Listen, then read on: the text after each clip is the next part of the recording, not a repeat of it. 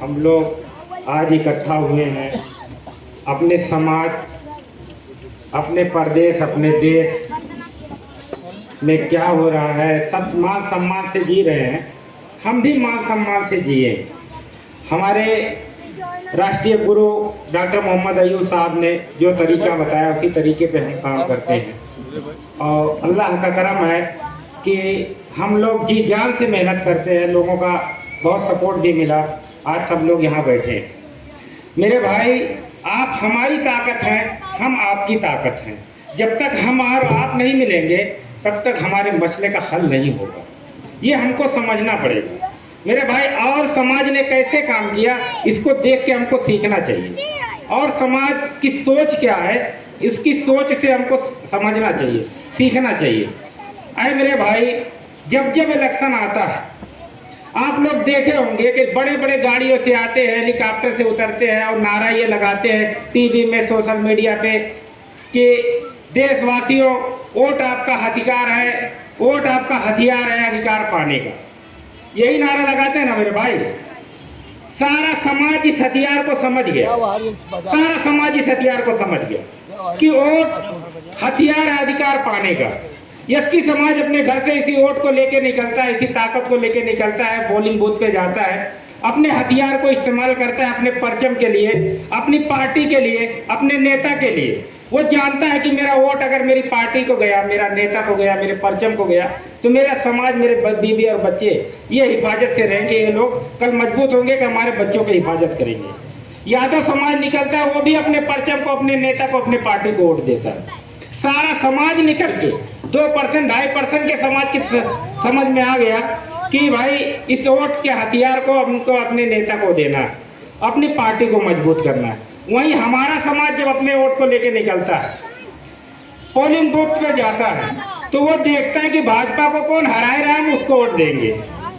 अरे मेरे भाई, 25% की आपकी आबादी सपा, बसपा, कांग्रेस में जाके जम हो जाती है, खत्म हो जाती है। अब होता क्या है, मान लीजिए बसपा जीत गई, सपा जीत गए, राहुल भैया जीत गए, तो हमारे भाई निकलते हैं चौराहे पे, ये कहते हैं कि मेरे भाई मैंने जिता दिया सपा को, मैंने जिता दिया बसपा को। तो वहीं बसपा के लोग जो उनके कार्यकर्ता बैठे रहते हैं वो कहते भैया ये कौन है, कहीं मियाँ जी हैं भैया, मियाँ जी। इनकी जो ताकत थी किसी ने ले लिया, किसी ने ले लिया। अब ये पागल हो गए, 5 साल तक ऐसे चिल्लाते रहेंगे कि मैंने इनको जिता दिया, मैंने उनको जिता दिया। मिलना इनको कुछ नहीं है। कुछ मिलता है मेरे भाई? आपको अगर जरूरत पड़ेगी तो वही नहीं आएगा। राममूर्ति वर्मा को आपने झोली भर के वोट दिया है, उनकी बिरादरी कितनी ताकत रहेगी कि एक विधायकी नहीं, जिला पंचायती जीत ले, किसी सीट में नहीं। लेकिन हमारे वोट को लेके आज हमारे घरों की लाइट कट रही है, लोग जा रहे हैं, कंप्लेन कर रहे हैं, लेकिन वो घर के बाहर नहीं निकलते। एक वर्मा के घर की केबल काट दे कोई, अभी देखो वो टांडा में नहीं रहेगा, वो नौकरी नहीं कर पाएगा, क्योंकि जानते हैं कि हमारा समाज ही हमारी ताकत है, हमारा समाज ही हमारी ताकत है। मेरा समाज एक है, इसलिए मुसलमान हमको वोट दे रहा है, या तो हमको वोट दे रहा है, ब्राह्मण हमको वोट दे रहा है, और हम अपनी ताकत को अलग अलग जगह बांट रहे हैं। जब तक हम बांटेंगे अपनी ताकत को मेरे भाई, कैसे लोग देख के हमारे पास आएंगे? हमारे पास कौन सी ताकत? अक्सर लोग कहते हैं डॉक्टर साहब से कहिए कि मायावती जी से गठबंधन कर लें, अखिलेश यादव से गठबंधन कर लें। भैया किस चीज का गठबंधन कर लें? डॉक्टर साहब आए हैं, बैठे हैं, अभी उनसे सवाल कर लीजिएगा, पूछ लीजिएगा। मेरा समाज ही है ना जो गठबंधन करवाएगा। आप ही तो मेरी ताकत हो कि हम अकेले कोई ताकत बनेंगे, आप अकेले आप कोई ताकत बनेंगे। हम सब मिलेंगे, इकट्ठा होंगे, सामने वाला मजबूरन गठबंधन करेगा। अगर उसको रहना होगा मान सम्मान से तो हमसे हाथ मिलाएगा, नहीं तो वो 2 कौड़ी का हो जाएगा। जिस तरह से हम मुसलमान हैं, वो 2 कौड़ी का हो जाएगा, उसको भी कोई नहीं पूछेगा। इसको हमें समझना पड़ेगा। भाजपा को हराओ, जिताओ, अपनी सारी ताकत मत खर्चे करिए मेरे भाइयों और मेरे समाज के लोगों। बार बार हम लोग कह रहे हैं, अपने जीतने के लिए, एक गुरु के लिए अपनी मेहनत करिए, अपने परचम के लिए मेहनत करिए।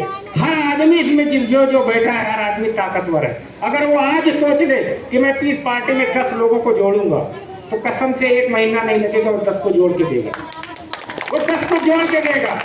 हमारे कुछ साथी यहाँ बैठे हैं, सफरे आलम भाई आलापुर बलाकर दे, अजमल भाई बैठे हैं, उपाध्यक्ष अफजल खान बैठे हुए हैं।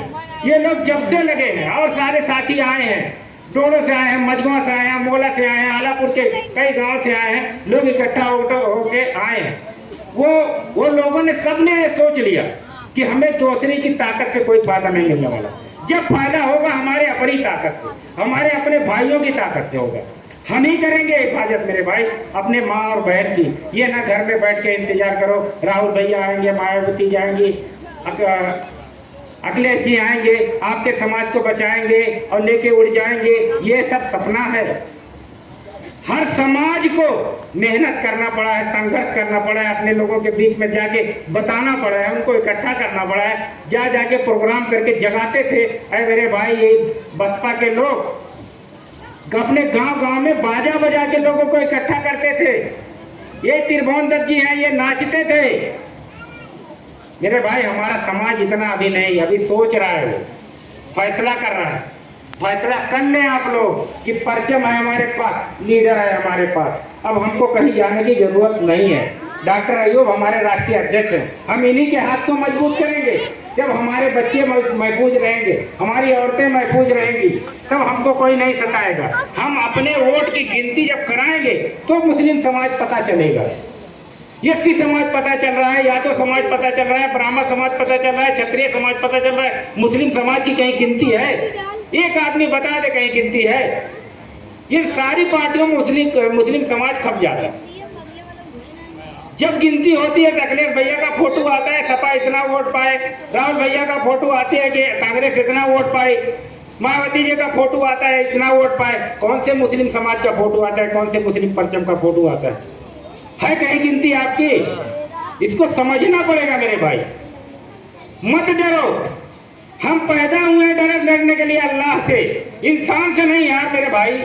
अब तो समझ लो, वो जो आते हैं दाढ़ी टोपी लगा के गांव में कहते हैं मेरे भाई हालात बहुत नाजुक है, अब की बार हमको भाजपा को कैसा भी करके हराना है, वरना बहुत बुराई हो जाएगी, हमारा जीना मुश्किल हो जाएगा। उनको मोटा मोटा पैसा मिलता है, 15 दिन के लिए वो आते हैं, 5 साल ढूंढोगे नहीं मिलेंगे। वही आके सारे दिमागों की चाबी को उल्टी कर देते, हमारी गिनतियां उल्टी चलने लगती। अब उनसे पूछो कि कहां थे भाई जब 10-100 लोग मिलके मेरे बच्चों को मार रहे थे, तब तुम कहां थे? जब मेरी मस्जिदें तोड़ी जा रही थी तो कहां थे? हमारे औरतों के निकाब खींचे जा रहे थे, आप कहां थे? हमारी कब्रिस्तानें जब जोती जा रही थी तो आप कहां थे? पूछो, खड़े हो। नहीं पूछोगे तो फना हो जाओ, खत्म कर दिए जाओ, कहीं गिनती नहीं रहे। हम लोग जो अपना खून पसीना माल और दौलत लगा रहे हैं मेरे भाई ना, किसके लिए लगा रहे, किसके लिए दौड़ रहे? आपके लिए दौड़ रहे कि हमारे हर गली में, हर नुक्कड़ में इतना नेता पैदा हो जाए कि एक असद अगर चला गया तो 100 असद चिल्लाए, 100 असद चिल्लाए।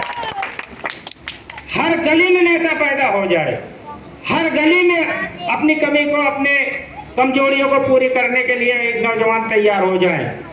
इसलिए हम लोग घूम रहे हैं। किसी के मुहताज न बनो मेरे भाई, खुद मुख्तार बनो, खुद मुख्तार बनो, किसी के मुहताज न बनो।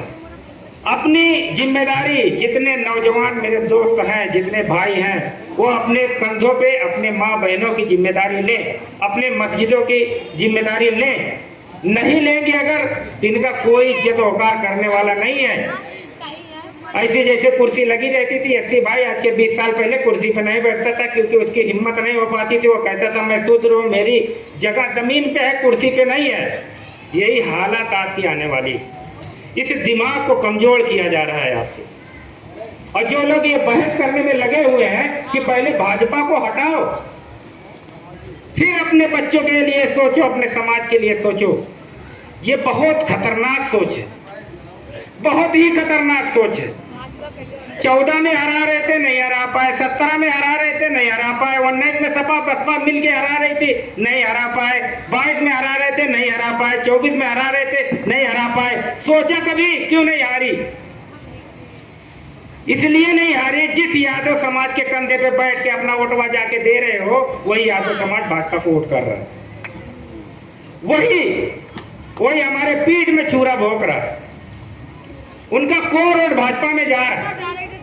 ये सारा वोट आपके समाज का है, मुस्लिम समाज का। ये दावे से मैं कहता हूँ, मैं 20 गांव की लिस्ट निकाल के रखा हूँ, जहाँ पे यादव समाज है वहाँ पे भाजपा जीतती है। इत्तेफाकगंज का कटहरी का मैं चुनाव लड़ा हूँ, जहाँ जहाँ पे मुस्लिम समाज है वहाँ पे सपा जीतती है, जहाँ पे यादव है वहाँ पे भाजपा जीतती है। मेरे गाड़ी में लिस्ट पड़ी है, बूथ वाइज लिस्ट पड़ी है, जिसको देखना वो देख ले। मैं चिल्ला चिल्ला के कहता हूँ, लेकिन नहीं समझ रहे। जिस दिन आप समझ लोगे उस दिन से आप ताकतवर हो जाओगे। आपका ये हथियार, वोट का हथियार काम आएगा आपके समाज के लिए। जितना लेट करोगे उतने बुरी हालात में आप लोग जाओगे। डरोगे चौराहे पे खड़ी होने के लिए दाढ़ी और टोपी लगा के, ये असद कह रहा है। तो डॉक्टर अयूब साहब का एहसान मानिए मेरे भाई, एहसान मानिए। तो जगह जगह प्रोग्राम करके लोगों को बता रहे हैं, इकट्ठा कर रहे हैं कि आओ मेरे भाई अपने झंडे की तरफ आओ, आओ अपने लीडर की तरफ आओ, 2008 से मैं आवाज लगा रहा हूँ मेरे भाई आओ।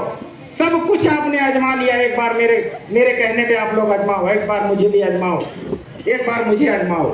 अपने पे भरोसा करो। लेकिन नहीं, आपने जितना ही नकारा, जितने इस पार्टी को दलाल कहा भाजपा के, जितने ही कहा भाजपा के दलाल हो आए हो भाजपा को हराने के लिए, उतनी बड़ी मुसीबत में आपने सर पे मोल ले लिया आप लोगों ने, उतनी ही ले लिया आपने आप लोगों ने। डॉक्टर से चिल्लाते रह गए कि आओ, ये तरीका नहीं है, ये तरीका नहीं है जिस तरह से आप अपने आप को मजबूत करना चाहते हो। सपा से विधायक आजम खां अगर बनते हैं, सपा के से विधायक अजीमुल हक जी बनते हैं, तो जो अखिलेश यादव कहेंगे वो होगा कि जो ये कहेंगे ये होगा? ये बताओ। अखिलेश यादव लीडर है, अखिलेश यादव कह देंगे घर से नहीं निकलना, दिया नहीं निकल सकते। 5 मिनट में सदस्यता रद्द हो जाएगी अगर पार्टी चाहेगी किसी विधायक की, नहीं बोल सकता वो। जब अपनी पार्टी का रहेगा, तुम्हारा अपना रहेगा, डॉक्टर अयूब साहब को जो कहने पे चलेगा वो तुम्हारे समाज का भला करेगा, तुम्हारे नौजवानों को बचाएगा, वो हमारे माँ बहने की इज्जत को बचाएगा, हमारी मस्जिद को, हमारी कब्रिस्तानों को वो बचाएगा, हमारी खानकाहों को वो बचाएगा, वो नहीं बचाएगा। मेरे भाई, हम बहुत ज्यादा नहीं कहेंगे, हमारे राष्ट्रीय अध्यक्ष जी यहाँ बैठे हैं, उनको सुनने के लिए आप लोग आए हैं। इंशाअल्लाह ताला फिर बात होगी। मोहम्मद भी बात यही खत्म करते हैं। अस्सलाम वालेकुम।